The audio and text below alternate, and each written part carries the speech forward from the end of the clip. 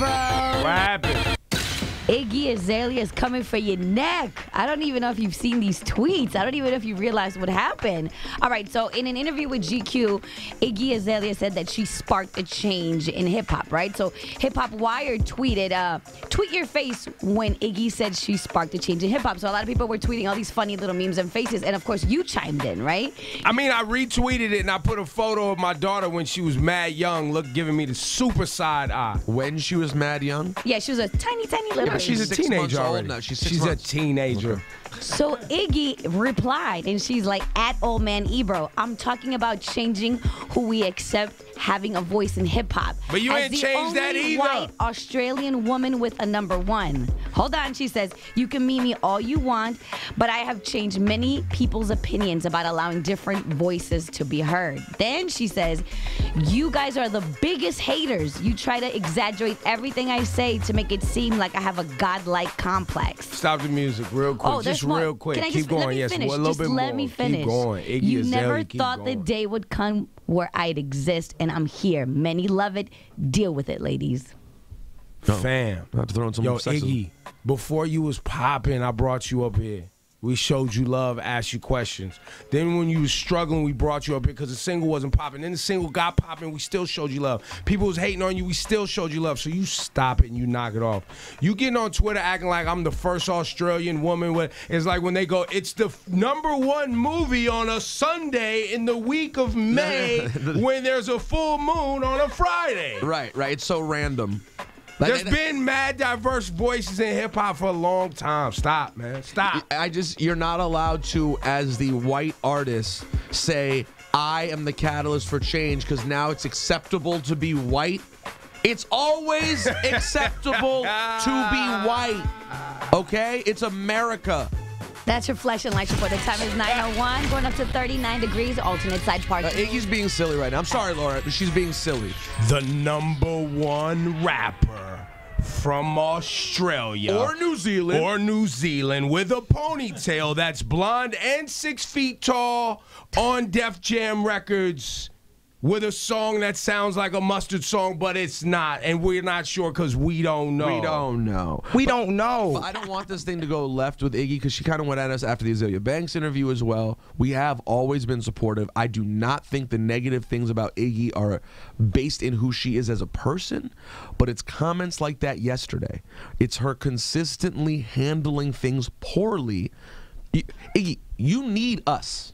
We are if you were going to last, you need some stations like Hot 97 that have credibility in this marketplace to support you. Why are you going at us when we've shown you love? We've just been critical. You're allowed to be critical. You know what? The other day, Rosenberg's derailing right now. I'm just go, man. Go. I said something. Sorry, Deani. I said something to Deani. I'll mention it later. But critical. I was like, "Hey, Deani, you should blah blah blah blah blah blah blah." And the next day, she came up to me and she goes, "Do you hate me?" No. Quite the opposite. I am willing to critique you because I love you. We showed Iggy a lot of love. We didn't jump in and say nasty things about her.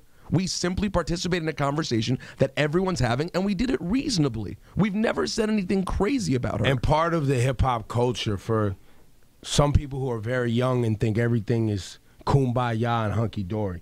The reason the hip-hop culture has lasted and been popping so long is because we have, part of the culture is open dialogue. Part of the culture is debate. Part of the culture is open competition and people saying, I like this and I hate that and this sucks, but this is great. That's part of it.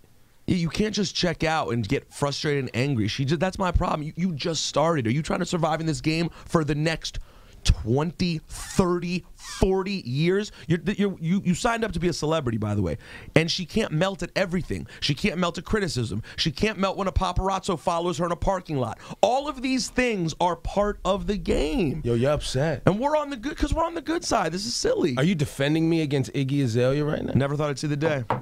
Never, especially a hot chick, and I'm choosing Ebro. This is bad. Maybe really she feels some type of way. Remember when we shot that video where she let me hug on her ass and I put my face right on her ass? And now you're out here calling her out. It's like she kind of gave you. She's like, "How dare you?" That actually is kind of messed up. Oh, shut up, Ebro. You're an animal. I forgot forgot about that. WQHT, New York City. It's an F out of here Friday. Cash Outta here. Get your music together, my G, so we can celebrate this Friday next. I did let her spit on me on television. And throw water at you. She threw water liked at me. it. She You're spit. into that. I loved it.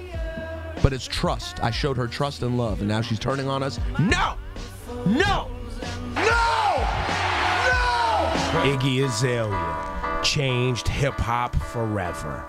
The #1 rapper on a Monday after a Sunday before a Tuesday in the month of May with a #1 rap single for a blonde from Australia. No, have you heard that she gave a speech in Australia recently? She did a remix of the I Have a Dream speech. She was like, I have a dream today that one day our little Australian white girls will hold hands with other Australian white girls and they'll dream of doing hip hop and making lots of money off of hip hop. So touching. She did it on MLK's birthday. Really? It was really nice. Lately she's been about that considerate, by the way. I know that she would do that. She'd be like, I don't understand what the big deal is. Why is everybody so upset that I would mock the I Have a Dream speech on MLK's birthday? Sometimes. When Selma's in the movie theaters. She did not do that, but she would find a way to do that.